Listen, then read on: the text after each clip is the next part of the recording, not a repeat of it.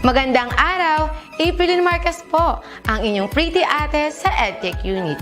Alam ba ninyo na may webinar o online training session ang Edtech Unit tuwing Sabado? Ang araw na ito ay nakalaan para sa ating mga mahal na kaguruan upang turuan sila ng mga bagong kaalaman at kakayahan sa paggamit ng makabagong software at applications para sa pinaka-epektibong paraan at lubos mapaghusay ang kanilang paraan ng pagtuturo. This is also a refresher session for our beloved teachers to enhance their skills in technology.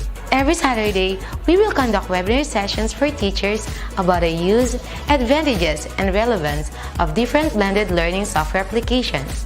Ang webinar seryeng ito ay magsisimula ng alas 9 ng umaga hanggang alas 12 ng tanghali para sa morning session. Magsisimula naman ng alauna at magtatapos ng alas 4 ng hapon ang afternoon session. You can watch us in our DepEd Educational Unit Facebook page, Educational Technology Unit YouTube channel, DepEd Tayo, and DepEd Philippines. Kita-kits tayo tuwing Sabado!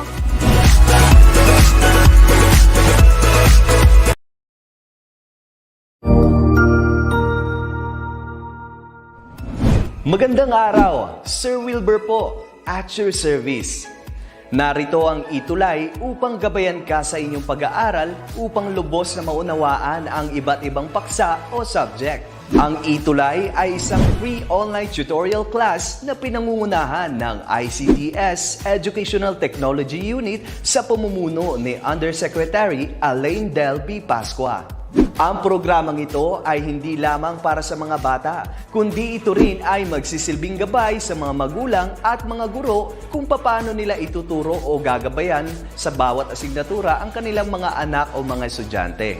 Sa kasalukuyan, ang self-learning module mula sa rehiyon ng Calabarzon at kilala sa tawag na pivot ang ginagamit sa ating ETUlay online class. Kaya ano pang hinihintay ninyo? Ihanda na ang inyong mga ballpen o lapis, papel o kwaderno at samahan kaming itulay ang pagkatuto para sa bawat batang Pilipino.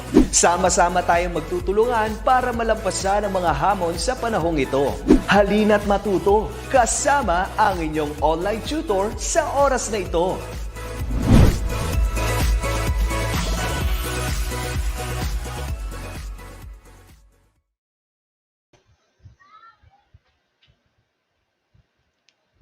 All right, good afternoon. Welcome to another week. This is actually our 7th week and the last topic for the third quarter. Welcome, everyone. So, again, my name is Maribel Jaime Roque. Of course, this day would not be complete without greeting all the teachers, students, and the parents who are with us today. And please do share this video with your friends, your classmates, and of course, your group chats. Kung meron tayong mga group chats dyan. Of course, to all the teachers, please share this video to your students. All right? So let's have the audience. Good afternoon po, Akira Dilao. Warren No A. Carino. Good afternoon. Dube Vena, good afternoon. Vilma de la Cruz Payumo. Good afternoon, everybody. Sa lahat ng mga nanonood. Right, so let's begin with our lesson for today. Of course, we will review our past lesson about the critique paper. Okay? So let's have the first question. Okay, Marl or Mer Tundag Marikit, good afternoon. And Mark Basig. Mark Jason Basig, good afternoon din sa iyo. All right. So now, let us have our first question for the review in our lesson for the critique paper. Number 1, a critique paper is a genre of academic writing that summarizes and gives an assessment of a concept or work. Is this question true or false? Ryle Ongay. Good afternoon din sa iyo, Ryle Ongay. Is this true or false? What do you think is the answer for number 1? A critique paper is a genre of academic writing that summarizes and gives an assessment of a concept or work. Okay? What is the answer for number 1? Don't forget to write the number and your answer. All right. So according to Rehin Alejandro or Alejado, sorry, this is true. Ryle Ongay answered true. Okay, let's check if your answers are correct. Correct. The answer is true. A critic paper is a genre of academic writing that summarizes and gives an assessment of a concept or work. Good afternoon po. Watching from Lalo National High School, Main SDO Cagayan. Lalo National High School, Shane Belen. I think I remember Shane Belen, one of our active viewers than before. Let's have number two. The purpose of a critique paper is to evaluate the effect or impression of the given work. What is the answer for number two? Your answer for number one, JM Cabonitalia, is correct. That's true. How about number two? What is the answer for number two?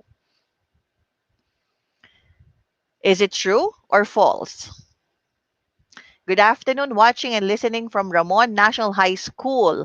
Pa-shout out po, ma'am. Hello po, JM Cabonitalia. Hello, good afternoon, JM.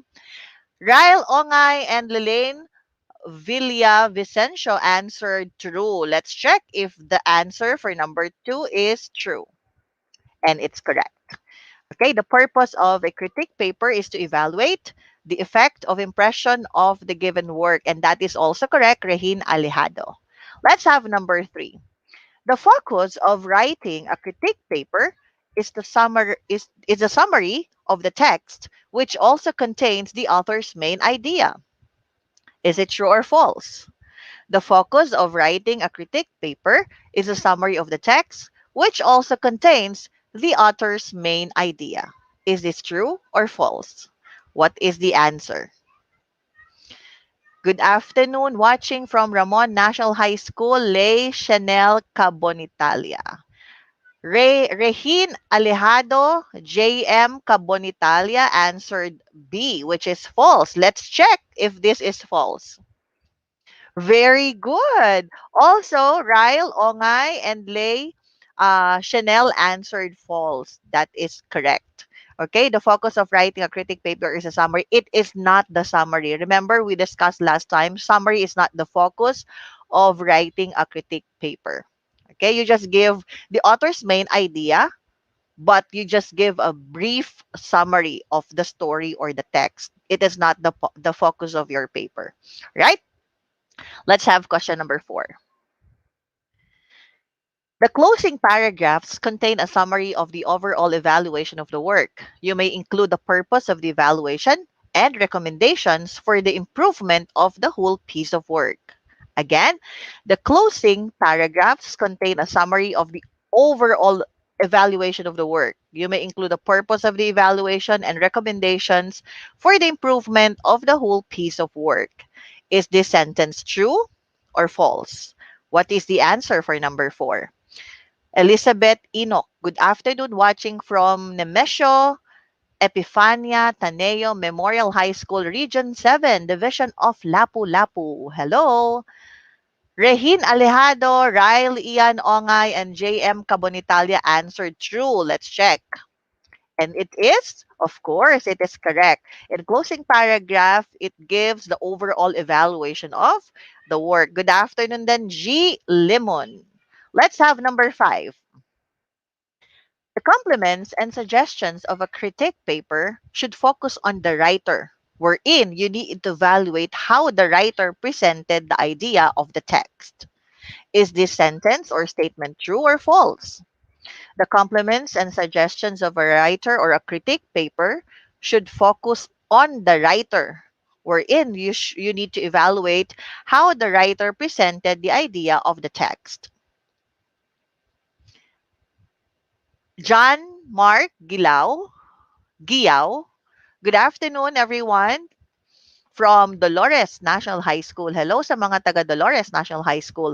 Micaela Nepomuceno, good afternoon, watching from Ramon National High School.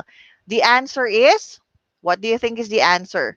The answer is false. Regine, JM, John Paul, Giorpe, Lay, Chanel answered false. Let's check. Of course, the answer is false. The compliments and suggestions of a critique paper should not focus on the writer, but it should focus on the content of the written work. Hindi ka magfo-focus sa writer, right? You need to, kahit magkaiba kayo ng idea or perception. Even if you have different perceptions on the text, you should not focus on the idea of the writer or the writer itself, but you should focus on the content, on how the writer will improve the paper. All right? Okay. Again, Vilma Payumo and Danielle Fadera is also correct. Mark Jason Basi, go, go, go, grade 10 students of RNHS. Go, go, go daw, sabi ni Sir Mark Jason. Okay, let's continue. Now, let's have the objective of our lesson today. Okay, so it seems that everybody studied or maybe remembered our previous lesson. Now, for today's lesson, these are our objectives. So, at the end of the lesson, you will be able to understand literary criticism, differentiate the approaches of literary criticism, and identify, and of course, analyze the literary text on reader response, feminism, and Marxism.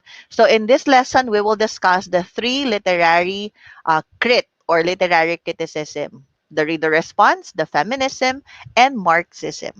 All right? So, let's begin. Let's start by understanding literary criticism first before we proceed to those three approaches. Okay? Literary criticism is a way of looking at literature from all perspectives, an act of understanding and studying literature. It is a term for writing what a person studies, assesses, deliberates, and interprets in a work of literature. Okay?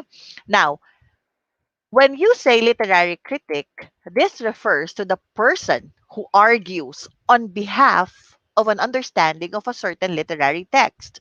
The role of literary critic is to explain and try to reach a critical understanding of what literary texts mean in terms of their visual, social, political, and cultural statements and recommendations.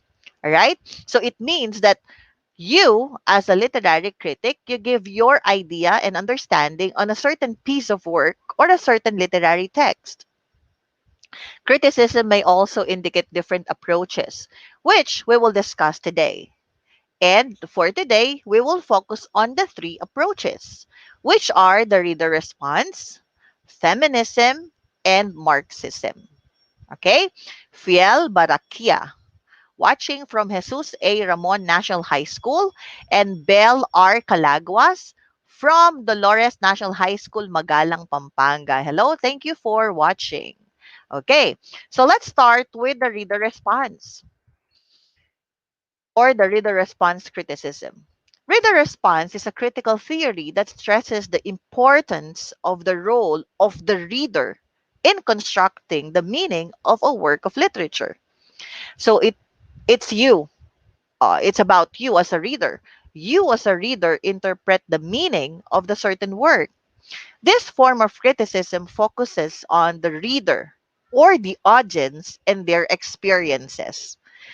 The purposes of reader response criticism are observing, explaining, and defending the personal reaction of the readers to the text. So, as you read, or even after reading the material, you need to explain. So, you need to explain why you like or dislike the literary work. You will explain whether you agree or disagree with the author's idea. You will identify the text's purpose and critique the text. So when you say reader's response criticism, this depends on your perception as the reader or as the audience of a literary piece. Okay? Sheila May Sampang from Dolores National High School. Good afternoon. Also to Michelle Bondog of Dolores National High School. And Edna Cornelio is also watching. All right. Now let's study the structure of a reader response text. Okay, these are the structures now.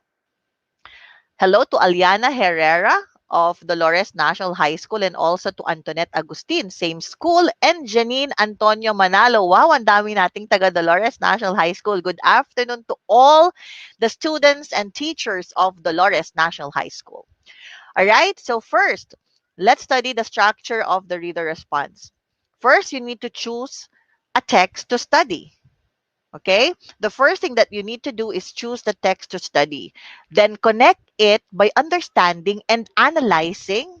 Then you can now write your beginning paragraph. After choosing the text to study, you can now write the beginning paragraph. Make sure to include the title of the work to which you are interpreting.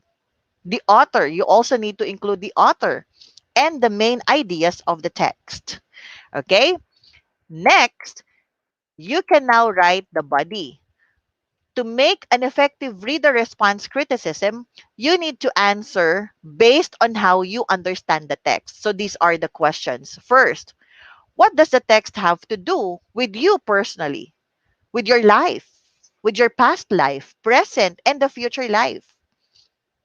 Second, how much does the text agree or disagree with your view and what you consider right and wrong? You can also use quotations and examples to discuss how the text disagrees with what you think. And you also need to answer, what did you learn? And how much were your views and opinions changed? Nagbago ba yung opinion mo after reading the text? So how much were your views or opinions changed by the text? If ever that your views were changed. You can also give examples and explanations for that. Okay? So let's have the next. What can you like about the text? So what are the problems did you have with it? And the last is, how well did you enjoy the text? So as a work of art, as an entertainment, you can also use examples to illustrate the value of the text. Okay, so these are the reader response. These are the explanation on how to have the body of the reader response. Okay, John Warren Lansangan. Good afternoon from Dolores National High School. John Paulo Cosio. Chini Gamboa from Dolores National High School. Mary Chris de la Cruz also from the same school. Joy Di Marucot from Dolores. Wow, ang dami dating taga Dolores National High School. Thank you for viewing and for watching our lesson today. Now, let's go to the next part, which is the conclusion. And for the conclusion, you can discuss the overall reaction on the material, whether you would read another text, same with the idea of the text. Magbabasa ka ba ng isang piece of literary work, same with this literary work, same content or same theme of that text? Or kung hindi man, are you going to read another text, same author? Read something else but with the same author? Magkaparehas ng author pero ibang genre naman of story? And lastly, in your conclusion, you will also include if you're going to recommend this text to someone or to other people. Okay? So, ito yung structure ng inyong gagawing text or composition about the reader response. Right? So, this is for the reader response. Now, let's have the next approach. I have here a photo which I got from uoblogs.com. So, what can you say about the photo? Anong masasabi natin sa photo, sa picture, sa image? Patrick Famanilay, Natalia Nicole Sikat, Princess May, Ella Briones, Janmar from Dolores National High School. Those students are from Dolores National High School. Camille Bernardo. What can you say about the picture, guys? Anong masasabi nyo dito sa picture na to? What can you say about the photo? Catherine Sablan is also from Dolores National High School. Sabi ni Princess May about gender. That's right, it's about gender. Sabi ni Ryle Ian Ongay, it's about genders. What do you think about the picture? Anong tingin ninyo na pwede nyong sabihin tungkol sa litrato, sa picture, sa image? It's about gender. Sabi dito gender inequality. What does it mean? When you say gender inequality, what does it mean? Right?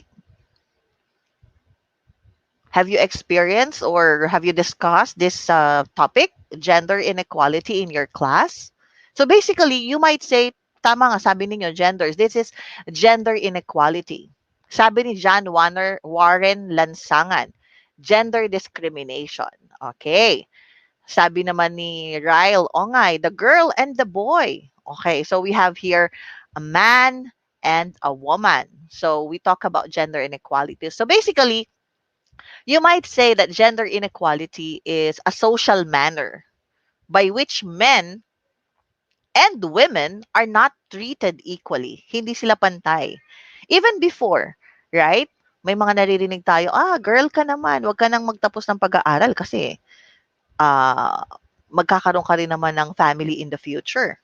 So meron tayo, I think that is one part of one wave, isa siya sa mga waves ng feminism, which I think you already discussed in your class. Meron siyang mga ganong part, binag pinag-iba ng dalawang gender according to Kyle Ongay. Yes.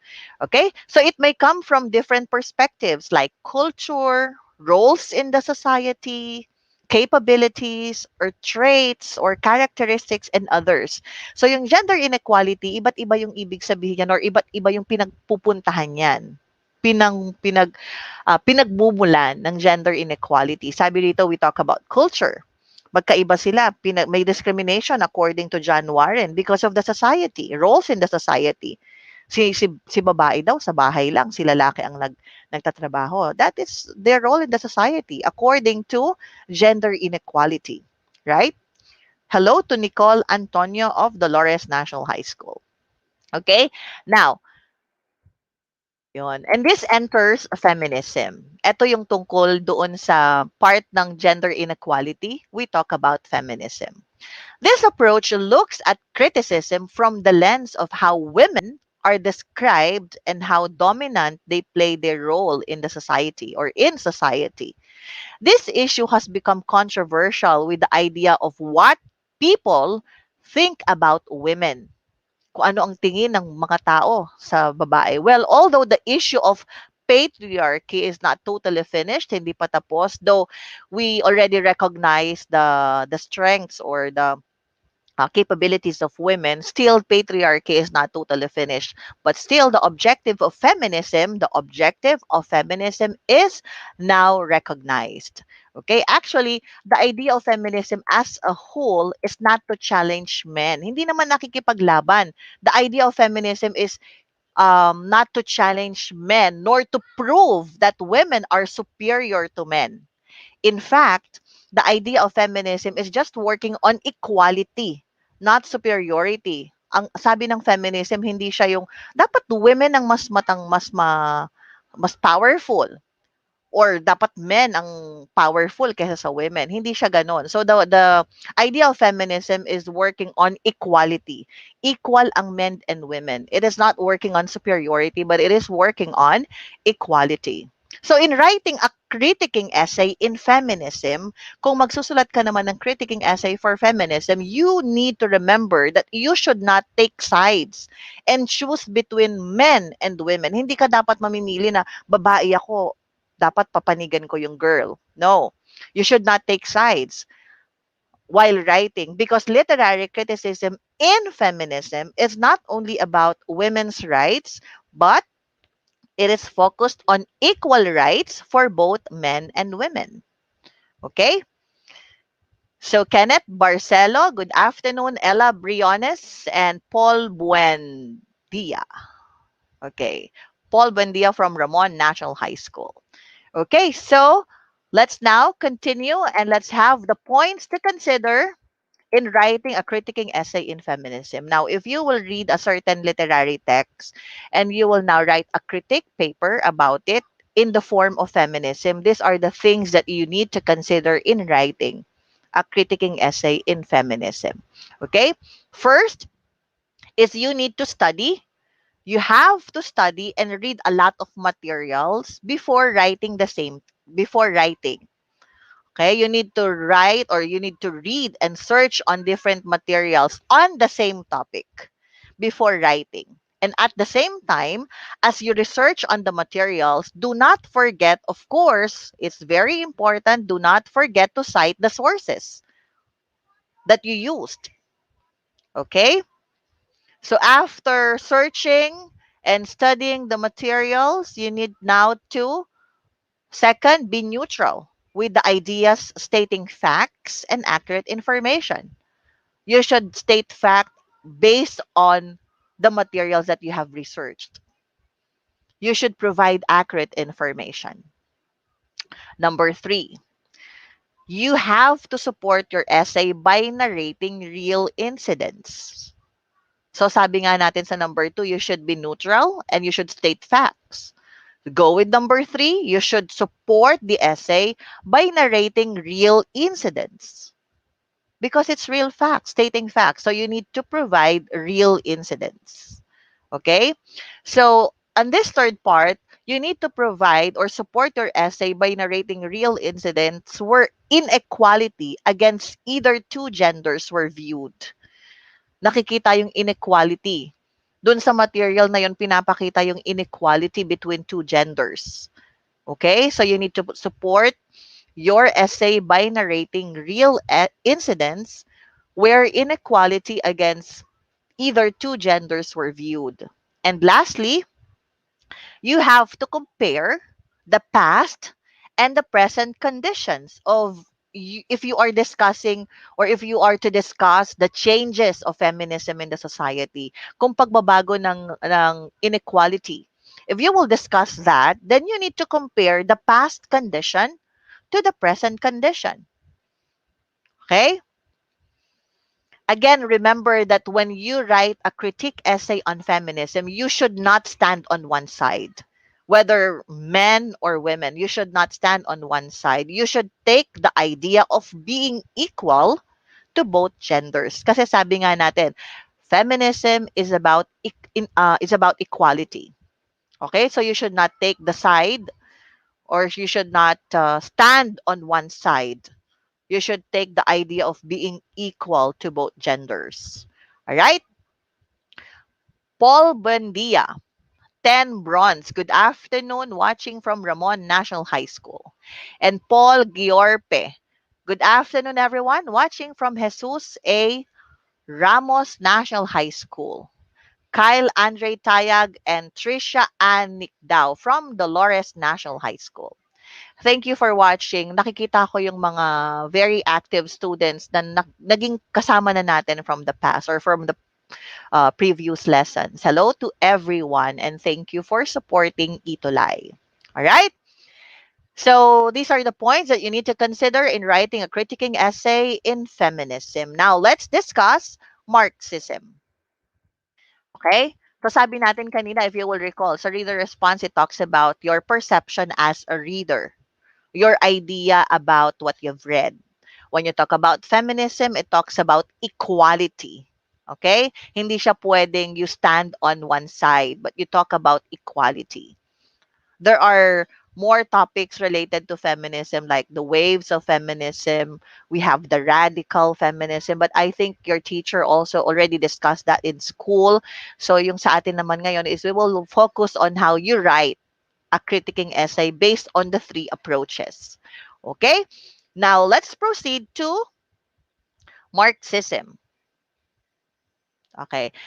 So this time, we will now discuss, and Marxism is a literary approach that is used to focus on money, social institution, power. Okay? This is now focused on money, social institution, and power. And in order to understand the various sides of this criticism, which is Marxism, we need to recognize the man behind this approach, and he is Karl Marx. So, siguro medyo familiar tayo at narinig na natin si Karl Marx. Karl Marx is a German philosopher, economist, historian, sociologist, political theorist, a journalist, and a socialist. Okay? So, yan. So, si Marxist criticism is based on the political and economic theories of Karl Marx. So it is a form of critic or discourse that argues on all societies in different terms of race or the ethnic group or the class and the attitude shared within a given culture. So as you study Marxism, you will also understand the different social classes under this approach. Okay, you will now discuss the different social classes kung saan natin pag sinabi natin social classes, you now depend on easy term. We have the rich and the poor. Saan ka nabibilang? We have the middle class. Okay? But in Marxism, we have these different social classes. And we will discuss it now. Ito yung mga may encounter nyo. These are the words that you will encounter as you talk about Marxism. Okay? So number one, the first word is bourgeoisie. Alright. Sabi natin, oh, Burgis yan eh. Di ba? Ganun natin siya tinatawag even before. But the pronunciation of this is bourgeoisie. That is right, bourgeoisie. So it is a French term used to refer to the owners of the production in the society. They are more concerned about the property and the preservations of capital to ensure the spread of their economic power in the society. Sila yung mga sinasabi nating matataas. Sila yung mga sinasabi nating may-ari. Sila yung sinasabi nating mayayaman. Okay?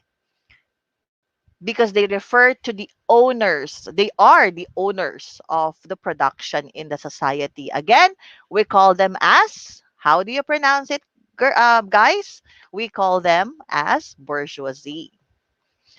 Okay, Micaela Valeros from Dolores National High School and Christina Cassandra Balingit, and also to Ryan Buku from Dolores National High School. Okay, next is what you call the middle class.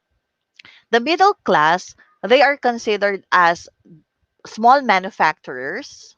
Sabi dito, dual existence because small property owners sila and workers. So the middle class, they are considered as small manufacturers since they own some property. Meron silang mga maliliit na negosyo, but not enough to have all the work done by the workers. So at the same time, the members of this class must also work in order to survive. Okay? Kaya tawag sa kanila dual existence because they have small property. They are the owners. Meron silang pag-aari ng small property. And at the same time, they are also considered as workers. Okay? So we call this as the middle class. The next is what we call the proletariat. We have here the proletariat. These are now the working class people. Sila naman yung mga tinatawag nating manggagawa. Tulad natin, tulad namin, manggagawa. These are the working class people. They have no other resources than the ability to work using their hands, using their body, using their minds. They have no property. They do not have property. They need to work in order to have an income, in order to survive and help their families. So we call this class as proletariat. And lastly, we have the lumpen proletariat. The lumpen proletariat in Marxist criticism, sabi ni Karl Marx, these are called or considered as the dangerous class or the social scum. The members of this group are ruined bourgeoisie, pickpockets, and beggars. So in Marxism, this group is considered as not really important in terms of forming socialism. But the main reason for mentioning them is to emphasize how capitalism uses and abandons people. So in today's situation, anong masasabi niyo sa lumpen proletariat? Sino-sino sila sa ating panahon ngayon? What do you think? Ang mga lumpen proletariat. The lumpen proletariat in today's situation, we have the homeless people. Okay? We have the underclass. So they are the lumpen proletariat. And I mentioned these classes or I mentioned these social classes because they are part of Marxist criticism. And you will understand certain piece of literature in their persona because when you are or when you read a literary text at nakita niyo yung mga persona na ito, ng characters na ganito na meron silang bourgeoisie, merong mga middle class people, we are now, you're giving an impression or perception or you will write a critique essay under noun Marxism. Okay? So now, how does Marxism apply in literary criticism? Marxist criticism is an approach asserting that literature reflects the class struggle. Okay? So dito naman ngayon nagkakaroon ng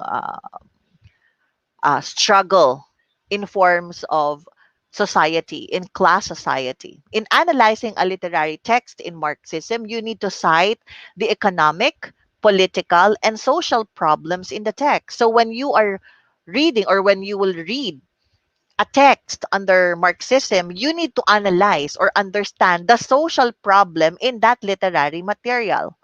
Kung walang social problem, then hindi naman siya under ng Marxism, right? Because when you talk about Marxism, you need to cite the economic, the political, and the social problems in the text. You can start by recognizing the characters. Okay, that's number one. So the first thing is you start by recognizing the characters and their social class. This is what we mentioned earlier, the different social classes, the bourgeoisie, the middle class, the proletariat, and the lumpen proletariat. You need to identify the social class of that character in the text. You need to recognize the social class of that character. Then identify how they act together based on their class system. If there are issues or there are conflicts, meron bang struggles between the characters? Nandoon sa character ng inyong binabasa si lumpen proletariat and the middle class. Meron bang issues? Meron bang conflicts? If there are issues or conflicts between business owners or workers, business owners and workers, okay, you need to recognize the character's social class when it comes to property or rank in the society. Sila ba yung may-ari or manggagawa? Since it will directly explain their position within the organization, you can also refer to the level of pleasure and the amount of work that each individual gives. Right? Shane Gonzalez, Russell Manalo, Erica Reyes, and Jean Roses, all from Dolores National High School. Right? So again, you need to recognize the character social class when it comes to property or rank. You also need to assess the roles of the government, and that's number two. You also need to assess the roles of the government in that literary text. Is it authoritarian? The Marxist idea refers to the government as a model of freedom and communism. Then evaluate the rules given by the government. Are the rules beneficial to the business owners or they implement them because of their innate love of the country? Sino ba magbe-benefit? Yung owners ba or the people? Okay, you need to evaluate the rules given by the government if you are to critique a paper under Marxism. Okay, and lastly, you can refer to other Marxist writers as your guide. Pick ideas defined by Marxist writers of the past eras and relate them to your actual study. Okay, so just like feminism, kukuha ka ng mga old texts, you can refer to the writers or Marxist writers and you will use it as your guide. You don't need to be technical on this, on all the aspects. You just need to go from the Marxist viewpoint. Ano ba yung Marxist viewpoint? Social class, money, it talks about money, it talks about power. Doon ka mag-focus. And then you discuss the story and discuss your views on it. Okay? So in Marxist criticism, you now discuss the role of the person in the society. All right? Again, we have the three. We have the reader response. You refer on the reader or the audience. You give your perception. You have the feminism, equality, gender equality, not only gender, but it talks about equality in all forms. And we have the Marxism or the Marxist criticism, which discuss the role of the person in the society. Okay? Kez Antonio, Patricia, from Dolores National High School. Also, Jenna Kunanan, Stephanie Milyari, and Emmanuel Maglalang. Thank you so much for watching. Okay, so actually, there are other approaches in literary criticism. We also have structuralist, we have formalist, historical, biographical, we have moralist, which I think your teacher also mentioned in your class. But we focus now on the three approaches. Katulad ng binanggit natin, we focus on the three approaches, the reader response, the feminism, and we also focus on Marxism. Okay? So I think everything is clear, and I know that you are ready to have our activity for today. All right? So let's answer and let's have the activity for today. Let's answer number one. Again, you need to identify if the statement is true or false based on our discussion on reader response, on feminism, and on Marxism. Kindly include the number and your answer. All right? Number one, the idea of feminism is to show that women are superior than men. What do you think is the answer? Is this true or false? The idea of feminism is to show that women are superior than men. Sabi ba ni feminism, dapat mas superior daw ba ang women kesa sa men? Is this true or false? Sabi ni Rain Alejado, it's false. Okay? John Paul Giorpe, false. Lance and Micaela Valeros, false. Let's check your answer. Correct. This is false because, as we discussed, feminism is focused on equality, not superiority. Hindi siya sabing mas mataas si women kay men or mas mataas si men kay women, but it is focused on equality. And your answer is correct. It's false. Let's have number two. In reader response criticism, the role of the reader is to present the idea stated by the writer. Again, in reader response criticism, the role of the reader is to present the idea stated by the writer. Is this true or false? What do you think? Kailangan ba mag-focus si reader sa writer, idea of the writer, when it is reader response criticism? Crisel and Pascual. Good afternoon, watching from Ramon National High School. Hello, Crisel. What is the answer for number two? According to Ryle Ongay, it's true. Do you think it's true? Number two. According to Micaela, it's false. What do you think is the answer? Rain Alejado is B, false. Okay? What do you think if it's reader response criticism? Do you focus on the reader, the ideas of the writer? Do you present the ideas of the writer? Is it true or false? The answer for number two is John Paul Giorpe. Sabi ni John Paul Giorpe. I think it's B. Okay? I think so. Okay, Nicole Antonio is also false. I think so. John Paul Giorpe, your answer is correct. It's false. Because in reader response criticism, like we have discussed earlier, you discuss on the perception of the reader. It is focused on the reader and the audience, not the writer. Okay? Not the author. All right? Let's have number three. Danella Fabian Rojas. Good afternoon. Okay. Number three. Bourgeoisie has dual existence. Again, bourgeoisie has dual existence. The small property owners and the workers. Is this true or false? Pag sinabi ba nating bourgeoisie, ito ba ay may dual existence? Sila ba ay small property owners and workers? What do you think is the answer for number three? Is it true or false? John Warren Lansangan, B, false. Ryle Ongay, false. Patrick Famanilay, false. Micaela Valeros, and also answered false. Wow. Sabi ni si Ryle Ongay, nakinig talaga. Sabi niya, false, kasi middle class daw ang tawag dito sa dual existence. Let's check. John Giorpe, Kes Antonio, Angelica Claire, Harleen. Narvasa, Nicole Antonio, Micaela, or Michelle Bondoc, Crizel Pascual, and Patrish or Patricia.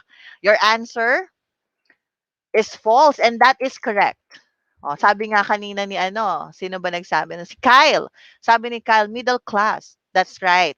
When you say dual existence and dual existence, which small property owners and workers, they are called middle class. Okay? Kasi si bourgeoisie, sila yung mga highest class. Sila yung mga owners, mga property owners, right? All right. And let's have number 4. Marxism is a literary approach that is focused on money, social institution, and power. Again, is it true or false? Marxism is a literary approach that is focused on money, social institution, and power. Is this true or false? Christine Reyno from Ramon National High School. Thank you. Number 4, sabi ni Kyle Ongay is true. Nicole Antonio, true. John Warren Lansangan, true. Angelica Claire is also, the answer is also true. Kes Antonio, Michelle Bondoc, and Regine Alejado. Okay, so the answer is letter A, true. And let's check.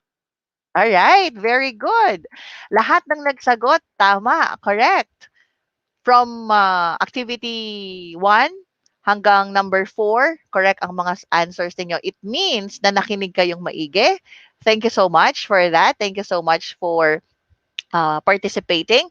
Crisel Ann Pascual A, Shane Gonzalez A, Ryan Boku A, John Paul Giorped, that is true. Because when we say Marxism, it is a literary approach that is focused on money, social institution, and power. When you say feminism, it talks about equality. When you say reader response, it talks about readers and audience, the perceptions of readers and audience in a certain text. Right? I think everything is clear. Thank you. Everything is clear. All right? And for that, congratulations. Thank you for participating. All right? Again, so thank you for participating. You can share this video to your friends. You can also share this to your classmates and to all the teachers out there. Kindly share this to your students.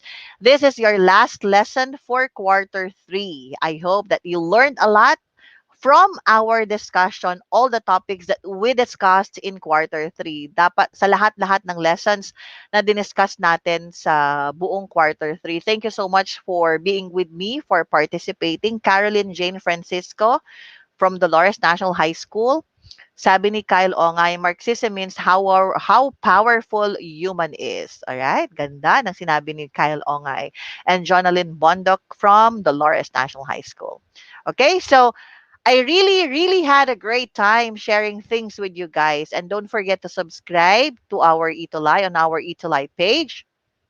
You can watch the lessons that you want to review and other subjects as well. And also, if you want to review your lessons, don't forget to subscribe to the official Facebook page of DepEd TV. And of course, to the DepEd TV's YouTube account. You can also check my YouTube account. It's Lala Roque 2829. I also provide lectures about I also provide videos or video lessons on English, especially for the senior high students.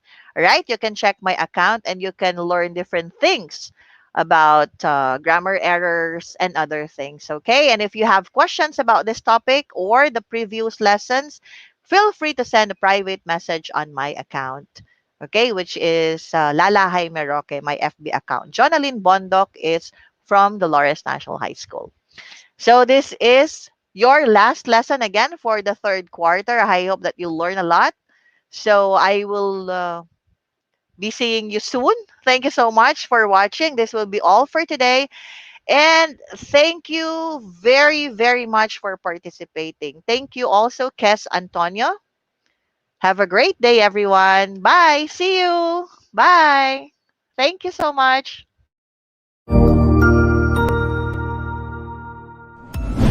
Sigurado ako na marami ka na namang natutuhan sa ating ETUlay tutorial session ngayong araw. Tandaan, ito ay hindi lamang para sa ating mga mag-aaral, kundi pati rin sa ating mga minamahal na guro at mga magulang na kaagapay natin para maituloy ang pagkatuto sa kabila ng nararanasang pandemya. Patuloy ding sumubaybay sa DepEd TV para sa mga araling ginawang video episodes. Mapapanood ito mula Lunes hanggang Sabado, alas 7 ng umaga hanggang alas 7 ng gabi sa inyong mga telebisyon. Abangan bukas mula 1:00 ng tanghali ang iba pang aralin sa ating ETUlay free online tutorial session sa Filipino. I-like and subscribe at manatiling nakasubaybay sa ating ETUlay tutorial session sa DepEd Edtech Unit FB page at Educational Technology Unit channel sa YouTube at sa DepEd Tayo at DepEd Philippines social media accounts. Paalam!